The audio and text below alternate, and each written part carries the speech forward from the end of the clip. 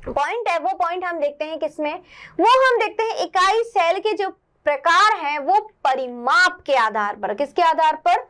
परिमाप के आधार पर। परिमाप अब क्या है वो मैंने आपको बताया था। हम परिमाप में बात करते हैं अक्षीय लंबाई और अक्षीय कोण की। तो देखो बच्चों, जालक में हमने इकाई कोशिका को दो तरह से पढ़ा है, ठीक है। पहला प्रकार तो हमने किस तरह से पढ़ा कि किस तरह अवयवी कणों की व्यवस्था है उसके आधार पर। दूसरा हमारा है परिमाप के आधार पर। परिमाप में हम क्या लेते हैं? परिमाप में हम लेते हैं लंबाई, चौड़ाई, ऊंचाई, यानी कि अक्षीय लंबाई और अक्षीय कोण। अब यहाँ पे देखो, आप देख सकते हो ये कितने, ये 7 अलग अलग प्रकार के हैं, ठीक है। तो यहाँ पर हम बात करें इकाई कोशिका की, तो परिमाप के आधार पर ये 7 तरह की है। अब ये 7 प्रकार कौन कौन से हैं इनके बारे में भी समझ लेते हैं, है ना।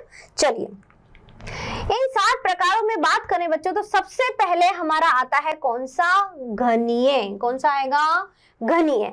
अब घनीय नाम से ही पता पड़ता है कैसा होगा, घन के आकार का होगा। घन देखा है, मैथ्स में पढ़ते भी हैं आप घन के बारे में। अब घन की जब हम बात करते हैं तो यहाँ पर हम बात करेंगे अक्षीय लंबाई और अक्षीय कोण की, ठीक है। तो अब घनीय में बच्चों अक्षीय लंबाई सबसे पहले मैं लेती हूं, अक्षीय लंबाई, ठीक है। तो यहाँ पर जब बच्चों अक्षीय लंबाई की बात करेंगे, अक्षीय लंबाई मेरी क्या होती है? ए बी सी, यानी 3 भुजाएं। तो जैसे यहाँ पर कौन कौन सी? ये है भुजा मेरी, ये है ए, और ये है मेरी भुजा बी, ठीक है, और ये है मेरी भुजा सी, ठीक है। तो ये 3 भुजाएं हैं ए बी और सी, यानी लंबाई, चौड़ाई और ऊंचाई।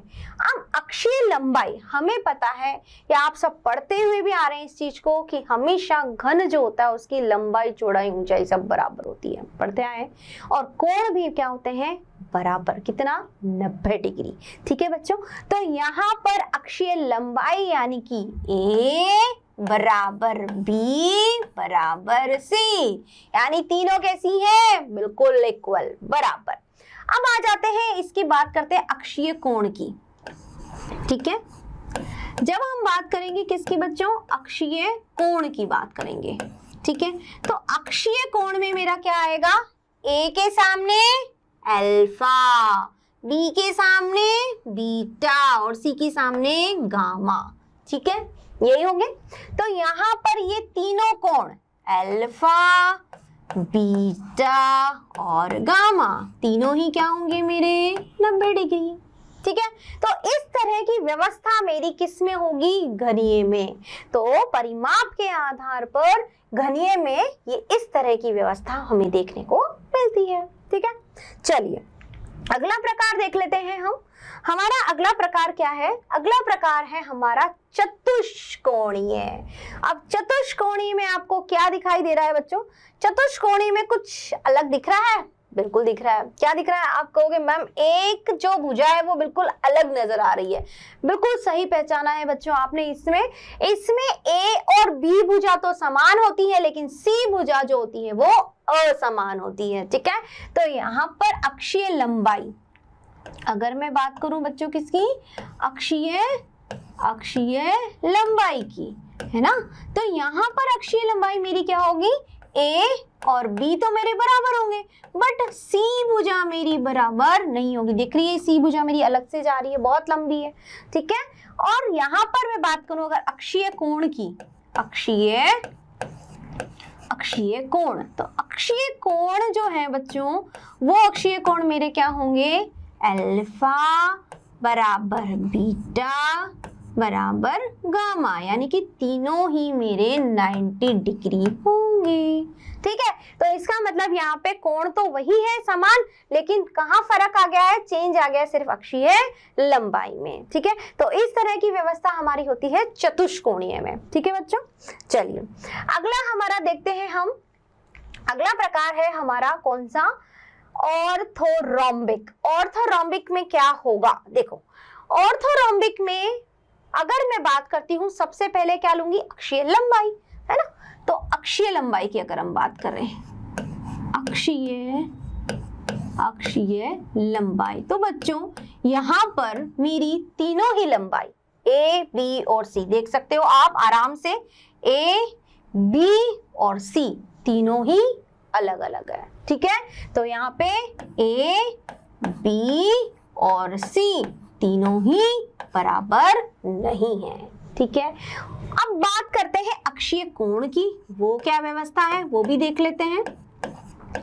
अक्षीय कोण, ठीक है, अगर अक्षीय कोण की बात करूं बच्चों तो यहाँ पर अल्फा बराबर बीटा बराबर gamma is equal to 90 degree, यानी कि ये तीनों बराबर। देखो हमने क्या देखा, हमने देखा घनीय में, चतुष्कोणीय में, ऑर्थोरोम्बिक में, तीनों ही में जो कोण है वो अक्षीय कोण क्या रहेगा, 90 डिग्री। सिर्फ परिवर्तन कहाँ आ रहा है, चेंज कहाँ आ रहा है, सिर्फ अक्षीय लंबाई में चेंज आ रहा है। यानी कि घनीय में तीनों भुजाएं बराबर, चतुष्कोणीय में एक भुजा है समान, और अगर हम बात करते हैं ऑर्थोरोम्बिक में तो तीनों ही भुजाएं असमान है, लेकिन कोण वही रहेगा 90 डिग्री। ठीक है, चलो तो ये बात हुई हमारे किसकी, ऑर्थोरोम्बिक प्रकार की।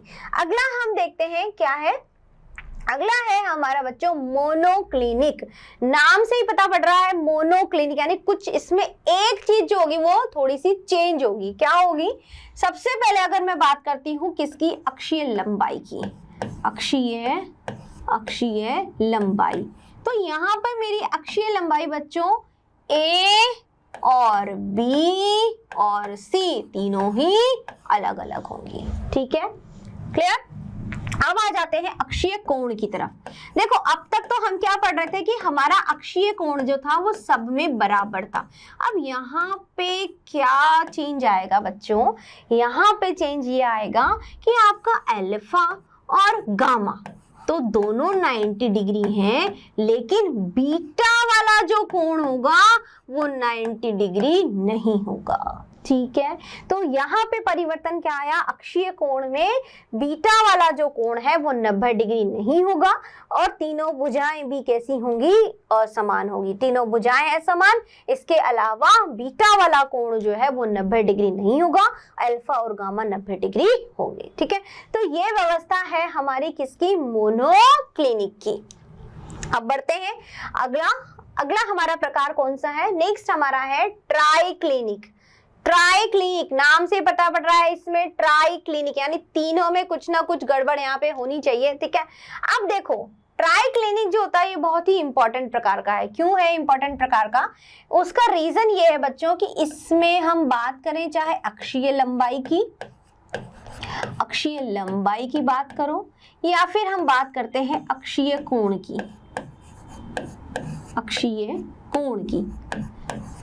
दोनों ही इसमें क्या होंगे मेरे बच्चों, यहाँ पे देखो, यहाँ पे ए बी और सी तीनों ही भुजाएं असमान है, पहली बात। दूसरी बात, अल्फा बीटा और गामा ये भी तीनों असमान है। ठीक है, क्लियर। तो इस तरह से ट्राइक्लिनिक इंपॉर्टेंट क्यों है, क्योंकि इसमें चाहे भुजाओं की बात करो चाहे कोण की बात करो, दोनों ही चीजें इसमें क्या है, असमान है। ठीक है, यानी सबसे असम्मित प्रकार का हुआ ये ट्राइक्लिनिक। कैसा हुआ, असम्मित। सम्मिति समझते हो, सम्मिति क्या मतलब होता है, सम्मिति का मतलब होता है किसी भी पार्ट को यानी भाग को, यानी कोई भी, जिस तरह से ये एक आपको दिखाई दे रहा है एक जाल, इसको एक ऐसी रेखा से काटा जाए कि ये दोनों दो बराबर भागों में विभाजित हो जाए, जिसे हम कहते हैं सम्मिति, है ना। तो एक दूसरे की मिरर इमेज बनती है, यानी कि दर्पण प्रतिबिंब बनता है। लेकिन यहाँ पे अगर हम बात करते हैं ट्राइक्लिनिक में, तो ट्राइक्लिनिक में तीनों भुजाएं भी समान है तो तीनों कोण भी समान है। ठीक है, ठीक है बच्चों, तो इस तरह का जो हमारा ट्राइक्लिनिक है उसमें अक्षीय लंबाई फिर अक्षीय कोण की अगर हम बात करें तो दोनों ही हमारे क्या होंगे, असमान होंगे। ठीक है, चलिए बढ़ते हैं अगले प्रकार की तरफ। अगला प्रकार हमारा कौन सा है, अगला है हमारा षटकोणीय। षटकोणीय नाम से पता पड़ता है षटकोणीय, यानी कि 6 ऐसा कुछ, यानी कि 6 का एंगल बना हुआ है। यहाँ पे बिल्कुल सही है, यहाँ पे 6 आपको देते हैं। जैसे कि आप याद करें बेंजीन को, बेंजीन में हमारा कैसा होता है, बेंजीन में जो हम कार्बनिक रसायन में बहुत पढ़ते हैं इसके बारे में, है ना, तो ये हमारे बेंजीन की संरचना है। तो इस तरह से बेंजीन में देखिए 6 एंगल्स बन रहे हैं, तो ठीक इसी तरह से षटकोणीय यानी कि 6 कोण बनते हैं। अब देखो इसमें क्या है इंपॉर्टेंट बात, इसमें जरूरी चीज क्या है वो ये है कि अगर मैं बात करती हूँ बच्चों यहाँ पे किसकी, अक्षीय लंबाई की, अगर हम बात करें, ठीक है, तो अक्षीय लंबाई मेरी यहाँ पर A और B तो बराबर होंगे, लेकिन C भुजा बराबर नहीं होगी, ठीक है।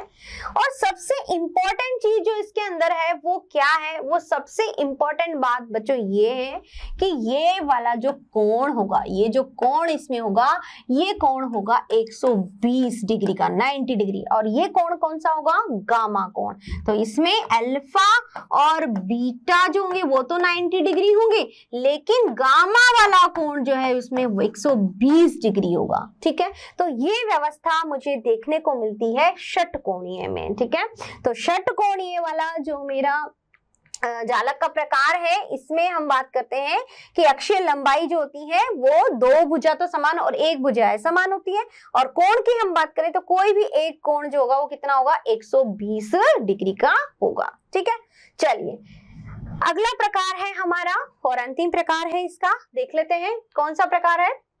वो है हमारा त्रिकोणीय। त्रिकोणीय में क्या पढ़ते हैं हम बच्चों, त्रिकोणीय वाला जो हमारा है इसमें आपको लग रहा हो कुछ गणीय प्रकार की ये व्यवस्था दिख रही है, लेकिन इसमें अक्षीय लंबाई जो होती है, देखते हैं क्या होती है। अक्षीय लंबाई की अगर हम बात करें बच्चों, इसमें अक्षीय लंबाई हमारी होगी A बराबर B बराबर C, ठीक है। अब बात करें अक्षीय कोण की, अक्षीय कोण, तो अक्षीय कोण भी मेरा यहाँ पर क्या होगा, अल्फा बराबर बीटा बराबर गामा। अब क्या फर्क है इसमें और गणीय में, ये तो सोचने वाली बात है। फर्क ये है बच्चों यहाँ पर कि ये जो तीनों कोण हैं, ये तीनों कोण 90 डिग्री नहीं होंगे, यही सबसे बड़ा अंतर है, ठीक है। तो त्रिकोणीय में तीनों कोण जो है वो 90 डिग्री नहीं होंगे, सिर्फ अक्षीय लंबाई जो है वो बराबर होगी, ABC कोणीय भी बराबर होंगे, लेकिन ये 90 डिग्री नहीं होंगे, ठीक है। तो ये तो हमारी व्यवस्था थी किसकी बच्चों, ये थी परिमाप के आधार पर हमने देखा कि किस तरह से जो है वो इकाई कोशिकाएं अलग अलग तरह की होती हैं। अब यहाँ पे हमने देखा घनीय, चतुष्कोणीय, ऑर्थोरोम्बिक, मोनोक्लिनिक, ट्राइक्लिनिक, षटकोणीय और त्रिकोणीय, ठीक है। अब इनमें कितने प्रकार के जालक बनते हैं, किस किस तरह के जालक इसमें बन सकते हैं। देखो अगर मैं बात करूं घनीय की, यानी कि घनीय में इकाई कोशिका, किस तरह की कोशिका इसमें बनेगी, तो घनीय में हमने तीन तरह की, हमने आकार के आधार पर, अवयवी कणों के आधार पर 4 तरह की पढ़ी थी, ठीक है। कौन कौन सी, मौलिक और काय केंद्रित, फलक केंद्रित और अंतः केंद्रित, ठीक है। तो इसमें घनीय में जब हम बात करते हैं तो घनीय में हमारा तीनों प्रकार की आती है, घनीय में तीन प्रकार की कौन कौन सी आती है, 3 प्रकार की आती है इसमें, मौलिक, ठीक है। इसके अलावा हमारी आएगी काय केंद्रित,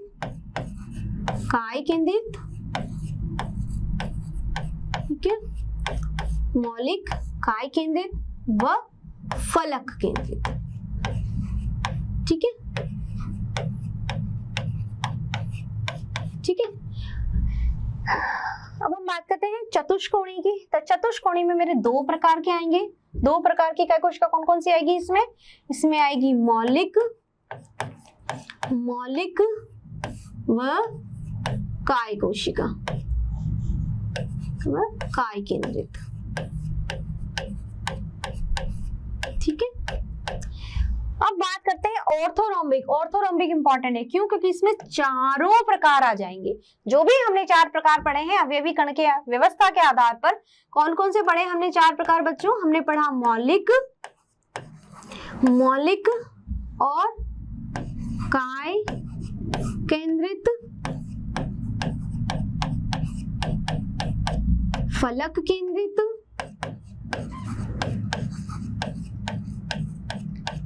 तथा अंतः केंद्रित, काय केंद्रित, अंतः केंद्रित, ठीक है। इसके अलावा तो ये चारों प्रकार इसमें पाए जा रहे हैं हमारे किसमें, ऑर्थोरोम्बिक में। फिर बात करते हैं मोनोक्लिनिक। तो मोनोक्लिनिक में 2 प्रकार के, कौन कौन से, मौलिक एक तो है ना, और दूसरा प्रकार जो होगा इसमें वो होगा अंतः केंद्रित, इकाई कोशिका। ठीक है, अब ट्राइक्लिनिक, षटकोणीय और त्रिकोणीय, इन तीनों में एक एक प्रकार की, यार तीनों में कौन सी होगी, सिर्फ मौलिक प्रकार की, मौलिक। ठीक है, इसमें भी मौलिक, इसमें भी मौलिक। ठीक है, अब देखो यानी कि टोटल कितने प्रकार के जालक मिल गए हमें, कितने प्रकार की इकाई कोशिका मिले हमें, 3 2 5, ठीक है 5 और 4 कितनी, 9 10 11 और 3 14, यानी कि टोटल कितने हुए 14। तो ये जो 14 प्रकार की अलग अलग इकाई कोशिकाएं हैं, कितने प्रकार की टोटल कोशिकाएं हुई, 14 प्रकार की, जिसे बोला जाता है ब्रेवाइज जालक। यानी बोला जाएगा अगर कितने प्रकार के जालक बनते हैं, 14 टाइप्स के, क्या नाम दिया उनको, ब्रेवाइज जालक। अगर प्रश्न आता है तो कितने प्रकार के ब्रेवाइज जालक होंगे, तो टोटल होंगे हमारे 14 या 14 प्रकार के। ठीक है बच्चों, तो ये हमारी पूरी कहानी थी किसके बारे में, ये हमारी कहानी थी जालक के बारे में। अब कितना आपने मुझसे समझा और जाना, ये हम देखेंगे इन प्रश्नों के द्वारा। तो शुरू करते हैं हमारे प्रश्न बच्चों। सबसे पहला हमारा प्रश्न है, वो क्या है, हमारा पहला प्रश्न है, क्रिस्टल में अणु व्यवस्थित रहते हैं। बिल्कुल सही है, क्रिस्टल में अणु व्यवस्थित रहते हैं, उसी की तो कहानी है पूरी जो हम पढ़ रहे हैं। अधिकतम स्थितिज की स्थिति पर या न्यूनतम स्थितिज ऊर्जा की स्थिति पर, शून्य स्थितिज ऊर्जा की स्थिति पर, अनंत स्थितिज ऊर्जा की स्थिति पर। तो हमारा सही प्रश्न क्या है बच्चों, सही उत्तर हमारा क्या होगा इसमें हमारा सही उत्तर होगा, क्रिस्टल में अणु उपस्थित रहते हैं अधिकतम स्थितिज ऊर्जा स्थिति पर, न्यूनतम या शून्य या अनंत। तो सही उत्तर है हमारा इसका न्यूनतम स्थितिज ऊर्जा की स्थिति पर। देखो, जो अगर हम बात करें क्रिस्टल में, तो क्रिस्टल जब बना रहेगा जब न्यूनतम स्थितिज ऊर्जा होगी, अगर हम उसका ताप बढ़ाएंगे तो उसमें तो अवस्था परिवर्तन हो जाएगा, तब वो क्रिस्टल की फॉर्म में नहीं रह पाएंगे, धीरे धीरे चेंज हो जाएगा। तो इस तरह से अगर हम अणु व्यवस्थित हैं तो किस फॉर्म में कहां पर है, वो है न्यूनतम स्थितिज ऊर्जा की स्थिति पर। ठीक है, चलिए बढ़ते हैं अगले प्रश्न की तरफ। अगला प्रश्न क्या है हमारा, जालक बिंदु का त्रिविमीय ग्राफ जो संपूर्ण जालक का पैटर्न तय करता है उसे क्या कहते हैं, यानी कि जालक बिंदु का, जालक की पढ़ रहे हैं सब कुछ बात, त्रिविमीय ग्राफ जो संपूर्ण जालक का पैटर्न तय करता है। अब पूरे जालक का पैटर्न कौन तय करता है, हमारे दिमाग में एक ही चीज आती है सबसे पहले, क्या, इकाई कोशिका, यानी कि सूक्ष्मतम इकाई, जालक की सूक्ष्मतम इकाई को हमने क्या बोला, इकाई कोशिका, और ये उसी की परिभाषा है। ठीक है, तो क्या उत्तर होगा हमारा, आकाशीय जालक, सामान्य जालक, एकांक जालक या फिर क्रिस्टल जालक। तो बच्चों सही उत्तर है हमारा एकांक जालक, सिंगल, एक यूनिट की बात हो रही है यहाँ पे। ठीक है, तो जालक बिंदु का त्रिविमीय ग्राफ, 3 डायमेंशन में ग्राफ, पूरा संपूर्ण जालक का पैटर्न कौन तय करता है, एकांक जालक या इकाई कोशिका। ठीक है, अगला प्रश्न है हमारा, द्विसमलंबाक्ष क्रिस्टल पद्धति निम्न इकाई कोष्ठक विमाएं रखती है। द्विसमलंबाक्ष, तो द्विसमलंबाक्ष कौन सा वाला होता है बच्चों, द्विसमलंबाक्ष होता है हमारा जिसे कहते हैं चतुष्कोणीय। द्विसमलंबाक्ष में हमारा कौन सा होता है, चतुष्कोणीय। इस चतुष्कोणीय में हमारे क्या होंगी, देखो व्यवस्था, A बराबर B बराबर C और तीनों बराबर, ये भी बराबर। ये हमने किस में देखा था, ये हमने देखा था घनीय में, तो ये तो नहीं होगी। अगला हमारा एक भुजा असमान, बाकी सारे कोण 90 डिग्री, यही हमारी व्यवस्था किसकी है, द्विसमलंबाक्ष यानी कि चतुष्कोणीय की। ठीक है, द्विसमलंबाक्ष यानी कि दो भुजाएं देखो बराबर है, A और B, ठीक है, और C असमान है, तीनों असमान है और कोण तीनों 90 डिग्री है, ये तो हमारी किसकी व्यवस्था है, ऑर्थोरोम्बिक की। और जहां पर हमारा एक भुजा असमान है, एक 120 है, ये हमारी षटकोणीय की। तो उत्तर हमारा द्विसमलंबाक्ष क्रिस्टल के लिए कौन सा उत्तर हमारा सही होगा, चतुष्कोणीय। चतुष्कोणीय क्या है, A और B बराबर पर C बराबर नहीं है, और तीनों कोण किसके बराबर है, 90 डिग्री के बराबर। तो ये हमारा सही उत्तर हुआ इस प्रश्न के लिए। अगला प्रश्न है हमारा, पोटेशियम क्लोराइड क्रिस्टल में किस प्रकार का जालक पाया जाता है। ठीक है, तो पोटेशियम क्लोराइड में फलक केंद्रित या फिर अंतः केंद्रित या साधारण घनाकृति या साधारण चतुष्कोण। तो बच्चों चाहे पोटेशियम क्लोराइड हो चाहे NaCl हो, वहां पे हमारा जालक जो पाया जाता है वो पाया जाता है फलक केंद्रित घनाकृति, यानी फलक जो है चारों तरफ उसके केंद्रित, तो फलक केंद्रित घनाकृति यहाँ पर पाई जाती है। ठीक है, चलिए अगला प्रश्न है हमारा, वो है ब्रेविस जालक होते हैं। अभी अभी मैंने आपको बताया इसके बारे में। ब्रेविस जालक कितने प्रकार के होते हैं? 8 प्रकार के, 12 प्रकार के, 14 प्रकार के या 9 प्रकार के। तो अभी अभी हमने जाना इनके बारे में। ये होते हैं हमारे 14 प्रकार के। ठीक है, चलिए तो बच्चों ये कहानी और ये बात थी हमारी सब किसके बारे में? जालक के बारे में। ठीक है, तो हमने ये जाना कि जालक जो होते हैं वो क्या होते हैं, उसकी सूक्ष्मता इकाई को हमने क्या कहा? कोशिका कहा, और उनके प्रकारों को भी हमने देखा। 2 तरह से प्रकार हमने देखे, एक अणुओं की व्यवस्था के आधार पर यानी अवयवी कण किस तरह से व्यवस्थित है, और दूसरा हमने देखा परिमाप के आधार पर। ठीक है, और परिमाप के आधार पर हमने देखे कितने सारे अलग अलग तरह के जालक बन रहे हैं। ठीक है, तो टोटल हमारे कितने ब्रेविस जालक हुए? टोटल हमारे 14 ब्रेविस जालक हुए। ठीक है बच्चों, तो आई होप आपको बहुत अच्छे से समझ में आया होगा और आज का लेक्चर बहुत एंजॉय किया होगा आपने। Have a nice day. Thank you everyone.